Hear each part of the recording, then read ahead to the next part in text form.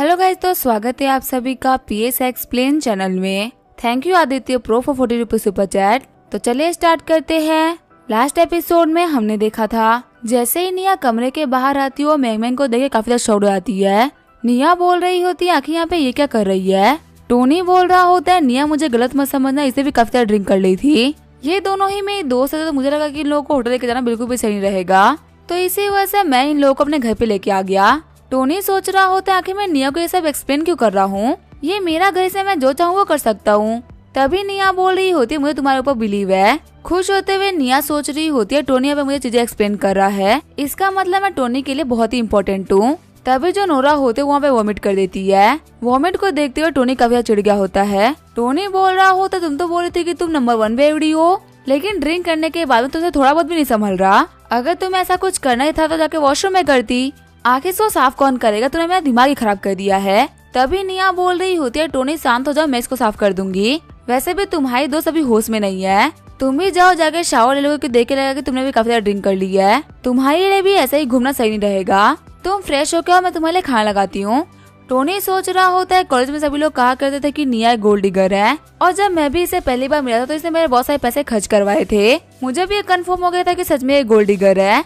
लेकिन जब मैंने इसके फादर को बिजनेस को बचाने के लिए 5 मिलियन दिए तो काफी ज्यादा चेंज हो गई। इसके बाद तकरीबन 3 मिलियन ने मुझे घर भी वापस कर दिया। मैंने बहुत सारी लड़कियों के ऊपर पैसे खर्च किए हैं, लेकिन मुझे रिटर्न में कुछ देने वाली सिर्फ और सिर्फ निया ही है, और अभी भी ये मेरे लिए यहाँ पे ये सब कर रही है। लेकिन निया के बारे में तो मैंने आज तक सोचा नहीं था कि मैं इसके लिए क्या करूंगा।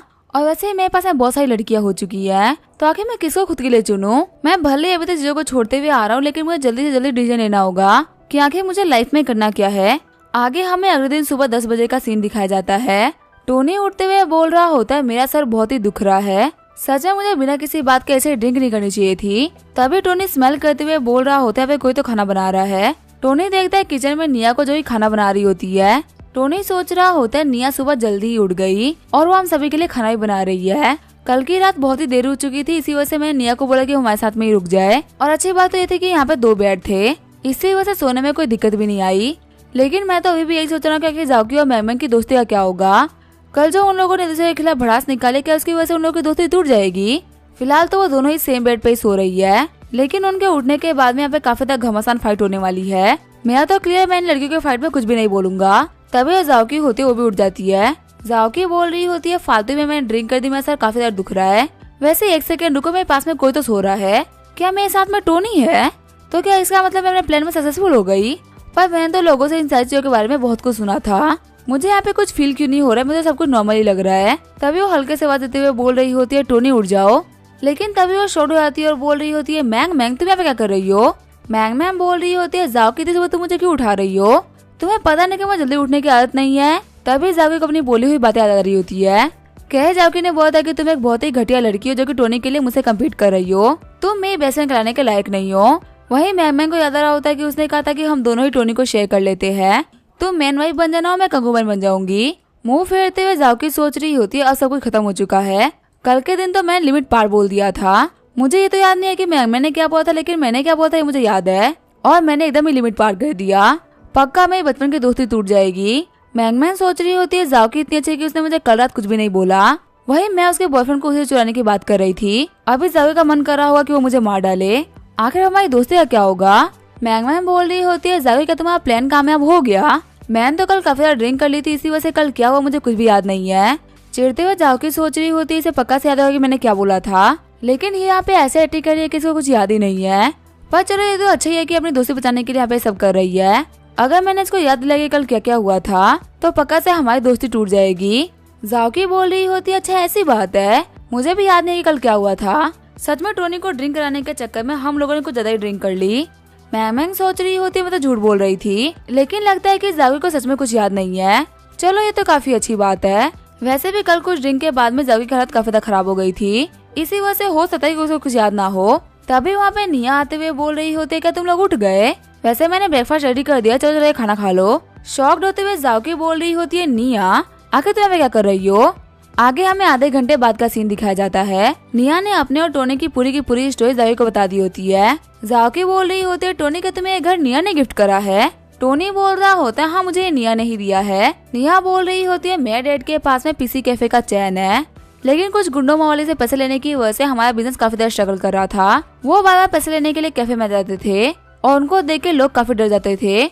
इसी वजह से हमारा बिजनेस ठप पड़ गया और हमारे कैफे में कोई बना पसंद नहीं करता था। लेकिन टोनी ने सिर्फ और सिर्फ मेरी फाइनेंशियली हेल्प नहीं करी बल्कि उन गुंडों को भी पीटा, जिसकी वजह से सब कुछ फिर से ठीक हो गया। जाओकी सोच रही होती मैं मानती हूँ कि निया मुझसे और मेरे बाकी कॉम्पिटिटर से प्रिटी नहीं है, लेकिन अगर मैं बात करूँ लड़कों को पटाने की तो इसमें सबसे बड़ी प्लेयर है।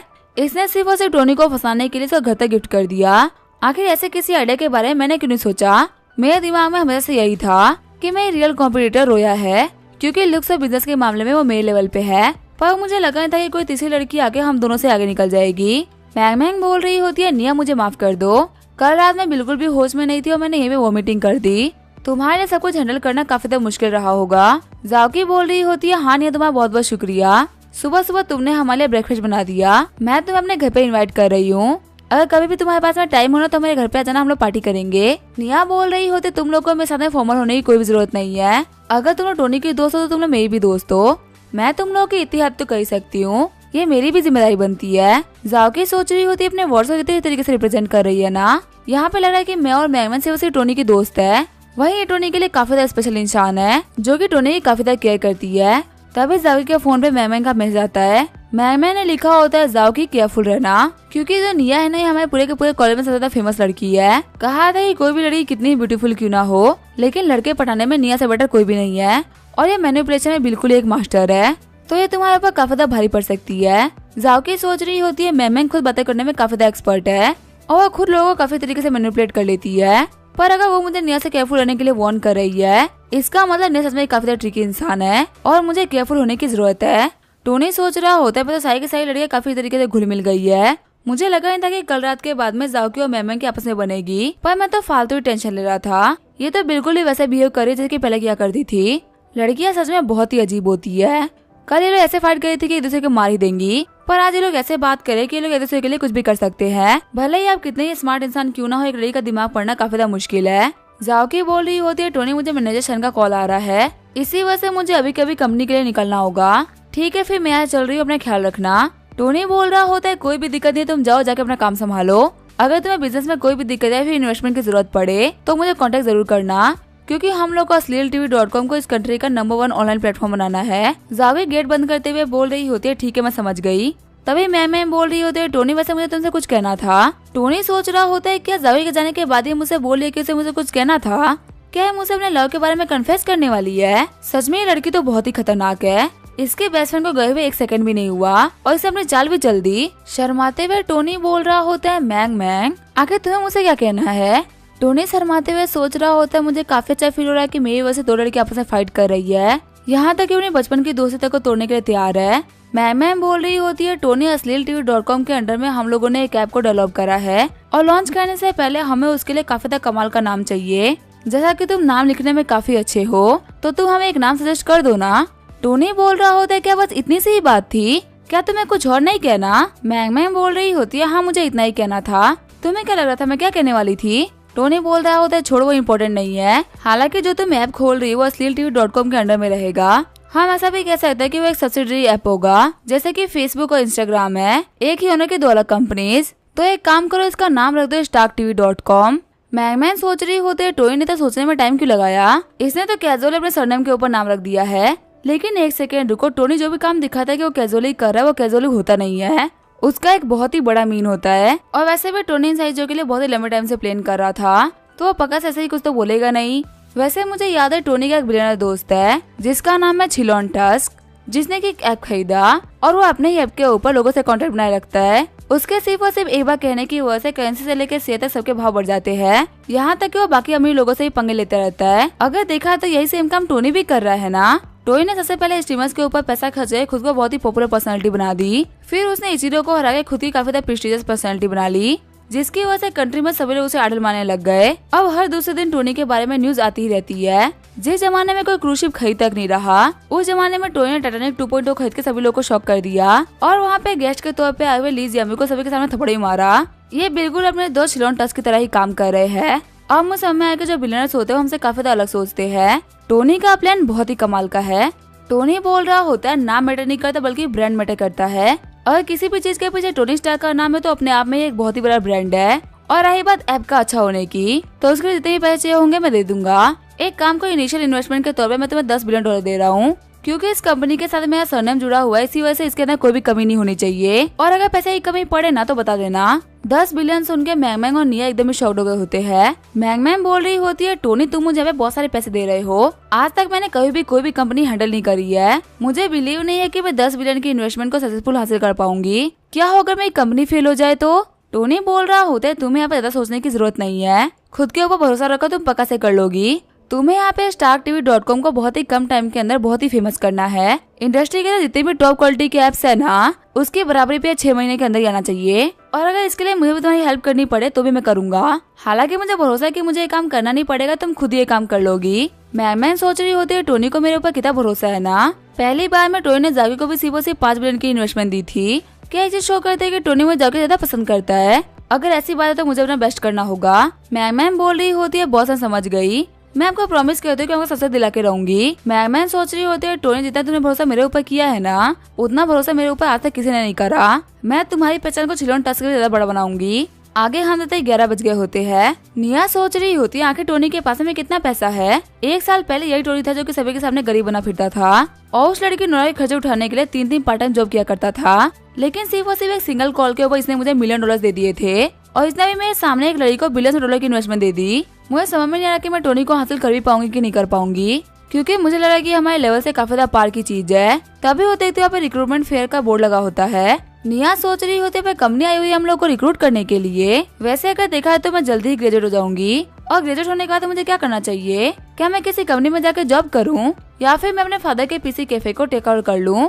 वह चलो छोड़ो, एक बार मैं जाकर अंदर देखती तो हूँ कि आखिर हम लोगों को कौन कौन सी कंपनी रिक्रूट करने के लिए आई है। क्या पता कोई अच्छी अपॉर्चुनिटी मिल जाए। जब निया अंदर घूम रही होती तभी वो देखती है हार्वर्ड स्टार्क फाउंडेशन के बोर्ड को। आसपास ही कंपनी के पास में बहुत सारे लोग खड़े होते हैं, लेकिन हार्वर्ड स्टार्क फाउंडेशन के पास में कोई भी खड़ा नहीं होता। निया सोच रही होती है, क्या हार्वर्ड स्टार्क फाउंडेशन, वैसे इनके पास कोई भी खड़ा नहीं है। और ये जो बंदा पे बैठा है इसको देख के ऐसा क्यों लग रहा है जैसे कि मैंने इसको यूनिवर्सिटी में कहीं तो देखा है। वहीं पे खड़ी एक लड़की बोल रही होती है, तो लिटरेचर डिपार्टमेंट के टीचर है ना। आगे टीचर बहन किसी भी कंपनी के लोगों को रिक्रूट क्यों कर रहे हैं? दूसरी लड़की बोल रही होती है, हम लोग कैसे निकल जाना चाहिए, क्योंकि इस कंपनी के लास्ट में फाउंडेशन लिखा हुआ है। इसका मतलब पक्का से लोग चैरिटेबल काम करेंगे और चैरिटी कंपनी बिल्कुल भी सैलरी नहीं देती। टीचर बहन सोच रहे होते मेरे पास में तो कोई आ ही नहीं रहा है। निया सोच रही होती है, हाँ ये लोग बिल्कुल सही बोल रहे हैं, ये तो टीचर बहन है। यहाँ पे हार्वर्ड स्टार्क फाउंडेशन का नाम क्लियरली लिखा हुआ, यहाँ पे एचएस फाउंडेशन करके लिखा हुआ है। इसी वजह से किसी को पता नहीं चला कि ये टोनी की कंपनी है। फिर निया टीचर बहन के पास में आते हुए बोल रही होती है, हेलो टीचर बहन, आप कैसे हैं? मैं निया हूँ, आर्ट डिपार्टमेंट की सीनियर स्टूडेंट। बहन पाकर बोल रहे होते, निया तुम कैसी हो? तुम्हें देखे हुए काफी लंबा टाइम हो गया। वैसे क्या तुम हमें एचएस फाउंडेशन के अंदर जॉब इंटरव्यू देने के लिए आई हो? निया बोल रही होती है, टीचर के जो एचएस फाउंडेशन है वही फाउंडेशन है जिसके अंदर टोनी स्टार्क ने सियोल के हॉस्पिटल को देने के लिए $10 बिलियन डोनेट किया है। बहन पाकर बोल रहे होते, हाँ तुमने बिल्कुल सही गैस किया है, सच में निया तुम काफी ज्यादा शार्प हो। निया बोल रही होती है, अगर मुझे हार्वर्ड स्टार्क फाउंडेशन को ज्वाइन करना है तो इसके लिए मेरे पास क्या क्या रिक्वायरमेंट चाहिए होगी, क्योंकि ये टोनी स्टार्क की फाउंडेशन है तो पता नहीं मैं इसके लिए क्वालिफाई कर भी पाऊंगी कि नहीं कर पाऊंगी। बहन पाकर बोल रहे होते, निया तुम मुझे याद हो, लास्ट ईयर जो आर्ट कंपटीशन हुआ था उसके अंदर तुम जीती थी ना। वो कंपटीशन एक काफी ज्यादा हार्ड कंपटीशन था, इसी वजह से मैं बोल सकता कि तुम हमारी कंपनी को ज्वाइन करने के लिए क्वालिफाइड हो। बहन पाकर सोच रहे होते, मैं सुबह से बैठा हुआ हूँ और इतनी देर तक वेट करने के बाद मेरे पास में पहली बार कोई बच्चा आया है, मुझे कैसे भी करके इसको रिक्रूट करना ही पड़ेगा। निया हर एक काम में काफी अच्छी है, मुझे पूरा भरोसा है कि अगर ये जाएगी तो यहाँ पे बहुत सारे ऐसे बच्चे होंगे जो कि हम लोग को ज्वाइन करना चाहेंगे। बहन पाकर बोल रहे होते, हालांकि हम लोग अभी अपने अर्ली स्टेज पे है और जो चीजें वो सही तरीके से अरेंज नहीं है, लेकिन ऐसा नहीं कि हम लोग इसको अरेंज कर नहीं पाएंगे। मैंने स्कूल अथॉरिटी वालों से बात कर ली थी, वो हम लोग को प्रॉपर स्पेस देंगे फाउंडेशन को ओपन करने के लिए, और अगर तुम हमको अभी ज्वाइन करती हो तो तुम हमारे फाउंडिंग मेंबर में से नंबर 1 पे होगी। निया बोल रही होती है, हाँ मुझे ज्वाइन तो करना है, लेकिन मैं तो एक आर्ट की स्टूडेंट हूँ, इसी वजह से क्या मैं फाउंडेशन के काम भी आ पाऊंगी? बहन पाकर बोल रहे होते, एक काम करो, मैं तुम्हें तुम्हारी जॉब का पहला टास्क दे रहा हूँ, तुम आर्ट्स की स्टूडेंट हो ना, तो फिलहाल तुम्हारे लिए कोई भी काम नहीं है। एक काम करो, तुम्हें बैठ के लोगों को रिक्रूट करने का ट्राई करो, जैसा कि अभी मैं कर रहा था। काम को स्टार्ट करने से पहले हमें कुछ टैलेंटेड लोग चाहिए होंगे, तभी हम लोग अच्छी कंपनी बना पाएंगे। निया बोल रही होती है, ठीक है टीचर मैं समझ गई। निया सोच रही होती है काफी जल्दी हो रहा है, लेकिन मैं टोनी स्टार्क के फाउंडेशन को ज्वाइन कर रही हूँ और ऊपर से मैं उसके फाउंडिंग मेंबर में से सबसे पहली हूँ। अगर मैं टोनी स्टार्क के फाउंडेशन में काम करूंगी तो मैं टोनी से काफी ज्यादा क्लोज रह पाऊंगी, क्योंकि वैसे भी वो कॉलेज तो आता नहीं है और उससे मेरा कॉन्टेक्ट काफी देर तक टूट जाता है। वैसे भी उसके आसपास में काफी ज्यादा कमाल की लड़कियां हो गई है। कल तो वो मेरे घर पे लेके आया था, पता नहीं वजह से और कितनी हो गई होंगी, तो इसी वजह से मुझे एफर्ट तो डालने ही पड़ेंगे। बैन पाकर बोल रहे होते निया मुझे कुछ काम था तो मैं वो करके आता हूँ, तब तक तुम काम को हैंडल करो। निया बोल रही होती है लेकिन टीचर मेरी बात तो सुनिए। बैन पाकर बोल रहे होते ऐसा वैसा कुछ भी नहीं, आज तुम हमारी कंपनी के डायरेक्टर हो, मुझे तुम्हारे ऊपर पूरा भरोसा कि तुम काम कर लोगी। निया सोच रही होती है क्या मैं तो यहाँ पे लोगों को रिक्रूट करने के लिए बैठी थी ना, इन लोगों ने मुझे अच्छा डायरेक्टर बना दिया। वैसे टीचर बैन ने ये बोर्ड काफी ज्यादा घटिया बनाया है, इन्होंने एचएस फाउंडेशन नाम लिख दिया है। लोगों को नहीं पता कि टोनी के फादर का नाम हावर्ड स्टार्क है, और वैसे भी शॉर्ट फॉर्म में तो कोई गेस तक नहीं कर पाएगा कि ये कंपनी टोनी की कंपनी है। अगर मैं यहाँ पे ये लिख देती हूँ कि ये टोनी स्टार्क की कंपनी है तो डेफिनेटली मेरे पास में बहुत सारे लोग आएंगे। ये बोलते हुए Howard Stark foundation funded by Tony Stark foundation लिख देती है। वहाँ पे कुछ लड़कियाँ बोल रही होती है क्या टोनी स्टार्क की फाउंडेशन है, क्या ये वही टोनी स्टार्क के बारे में बात हो रही है जो कि अभी हमारे कॉलेज में लेक्चर देके गए थे। फिर वहाँ पे एक लड़की आते हुए बोल रही होती है सीनियर, क्या सर में टोनी स्टार्क की फाउंडेशन वो लोगों को रिक्रूट कर रही है। निया बोल रही होती है हाँ ये वही टोनी स्टार्क की फाउंडेशन है, कल टोनी ने बोला था ना कि वो 10 बिलियन की चैरिटी कर रहा है, उसने उस चैरिटी को मैनेज करने के लिए हावर्ड स्टार्क फाउंडेशन खोला है। ये सुनते ही कि टोनी स्टार्क की कंपनी है, वहाँ पे काफी सारी भीड़ लग गई होती है। बच्चे बोल रहे होते हैं सीनियर मेरा रिज्यूम ले लीजिए, मैं ये काम करने के लिए बहुत ही अच्छा हूँ। सीनियर निया मैं भी एक आर्ट का स्टूडेंट हूँ और मैं आपका जूनियर हूँ, आपको आर्ट्स की कसम मुझे ज्वाइन करने दीजिए। जो बाई कंपनीज के लोग होते हैं वो सोच रहे होते आखिर पे चल के आ रहा है, सारे के सारे बच्चे सिर्फ एक कंपनी के पास भीड़ लगा क्यों खड़े हो गए। दूसरा वाला बंदा बोल रहा होता है मैंने सुना कि टोनी स्टार्क की कंपनी है तो इसी वजह से इतने सारे लोग भीड़ लगे खड़े हैं। दूसरा वाला बंदा बोल रहा होता है हाँ मुझे भी याद है, कल टोनी स्टार्क ने अनाउंस किया था कि वो 10 बिलियन की डोनेशन कर रहा है और शायद उसी को मैनेज करने के लिए फाउंडेशन बनाई गई होगी। जो भी टोनी स्टार्क की कंपनी को ज्वाइन करेगा सच में वो काफी ज्यादा लकी होगा। टोनी स्टार्क के पास इतने सारे पैसे हैं कि वो कभी भी किसी भी एम्प्लॉय को पैसा कम नहीं देगा, और टोनी स्टार्क के अंडर में जितनी भी कंपनी जैसे कि SleelTV.com बाकी सारी कंपनीज उनके अंडर में काम पाना बहुत ही मुश्किल है, क्योंकि पूरी की पूरी इंडस्ट्री में सबसे बेस्ट पेमेंट वही देते हैं।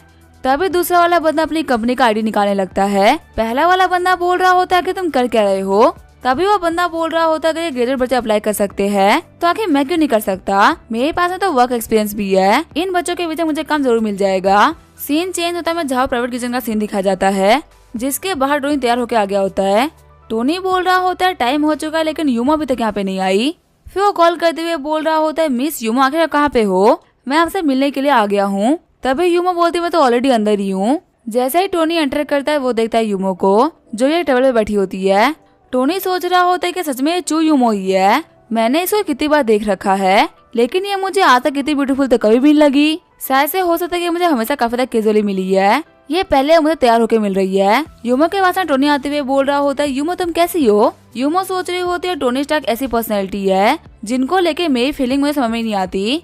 जब ये मुझसे दूर रहते तो मैं मन करता है कि मैं इनसे बात तक ना करूं, लेकिन इनके सामने आते मुझे अलग सा ही फील होने लगता है। वैसे ये काफी ज्यादा हैंडसम और टैलेंटेड इंसान है, इसकी हर एक क्वालिटी ऐसी है कि किसी भी लड़की को दीवाना कर सकता है, पर मुझे पता है कि मुझे इसी वजह से अप्रोच कर रहा है क्योंकि मेरे फादर एक पॉलिटिकल लीडर है। अगर ऐसा ना होता तो ये कभी मुझे नहीं पूछता, इसी वजह से यहाँ पे सब कुछ खत्म कर देना काफी ज्यादा बेटर रहेगा क्योंकि चीजों को आगे लेके जाने में और धोखा खाने में मुझे बिल्कुल भी इंटरेस्ट नहीं है। यूमा बोल रही होती है टोनी मुझे तुमसे कुछ कहना है। टोनी बोल रहा होता है अभी तो हम लोग यहाँ पे आए हैं, इतनी जल्दी बातें करने की कोई भी जरूरत नहीं है, चलो पहले कुछ खा लेते फिर आराम से बैठ के बातें करेंगे। यूमा सोच रही होती है मैंने इसको बात करने के लिए बुलाया था ना कि खाना खाने के लिए, लेकिन चलो अगर ये बोल ही रहा है तो खा ही लेते हैं। खाना खाते हुए टोनी सोच रहा होता है ये रेस्टोरेंट जावेद के फादर का है और यहाँ का जो फूड है वो सच में काफी ज्यादा कमाल का है। यूमा बोल रही होती है टोनी आखिर मुझे यहाँ पे इन्वाइट करने का मेन रीजन क्या है, क्या सच में तुमने मुझे यहाँ पे डिनर के लिए बुलाया था। टोनी बोल रहा होता है एक्चुअली मुझे तुम्हारी हेल्प चाहिए थी। यूमा बोलते हैं मुझे बताओ कि तुम्हें क्या काम है, लेकिन काम को सुनने से पहले मैं तुम्हें एक बात क्लियर कर दूं, तुम मुझे जो भी काम करने के लिए बोलोगे मैं प्रिंसिपल और वैल्यूज के अंडर में रहेंगे तो मैं वो काम तुम्हारे लिए पक्का कर दूंगी, पर अगर ऐसा नहीं हुआ तो सॉरी मैं तुम्हारी कोई भी हेल्प नहीं कर सकती। यूमा सोच रही होती है मुझे पता था कि टोनी यहाँ पे कोई ना कोई काम निकलवाने के लिए आया है, लेकिन फिर भी इसको इतना स्ट्रेट फॉरवर्ड ये सब बोल देना काफी ज्यादा डिसअपॉइंट कर रहा है, जैसे कि मानो कि इसको मुझसे बात करने में कोई भी इंटरेस्ट ना हो। यूमा बोल रही होती है हाँ तुमने जो हेलीकॉप्टर दिया था ना लास्ट टाइम वो मुझसे वापस ले लो क्योंकि इतने महंगे गिफ्ट को मैं एक्सेप्ट नहीं कर सकती। टोनी बोल रहा होता है मैं समझ सकता कि तुम्हें अभी उसकी कोई भी जरूरत नहीं है, लेकिन टेंशन मत लो तुम्हें जल्दी उसकी जरूरत पड़ने वाली है। यूमा बोल रही होती है मैंने कहा ना कि मुझे वो गिफ्ट नहीं चाहिए, अगर तुम मुझे वो हेलीकॉप्टर लेने के लिए इंसिस्ट करोगे तो हम पक्का से दोस्त भी नहीं रहेंगे। टोनी बोल रहा होता है अगर ऐसी ही बात है तो मैं यहाँ पे सरेंडर कर रहा हूँ, मैं तुम्हारे से फ्रेंड की फ्रेंडशिप खोना अफोर्ड नहीं कर सकता। वह तुम्हें तो पता ही होगा ना कि मैंने यहाँ पे एक चैरिटी फाउंडेशन खोली थी। यूमा बोलती है हाँ मुझे पता है, कल हर जगह न्यूज में इसी के बारे में बात फैली हुई थी। और वैसे भी तुमने तो 10 बिलियन की चैरिटी करी है ना, इतने पैसे का यूज करके तुम 10 टॉप ग्रेड के हॉस्पिटल खोल सकते हो और पूरे सिटी के पेशेंट का काफी महीने तक इलाज करा सकते हो। पर इस चीज का मुझसे क्या लेना देना है? तो आखिर इस चीज का यूमो से क्या लेना देना है वो हम देखेंगे नेक्स्ट एपिसोड में। तब तक के लिए वीडियो देखने के लिए थैंक यू।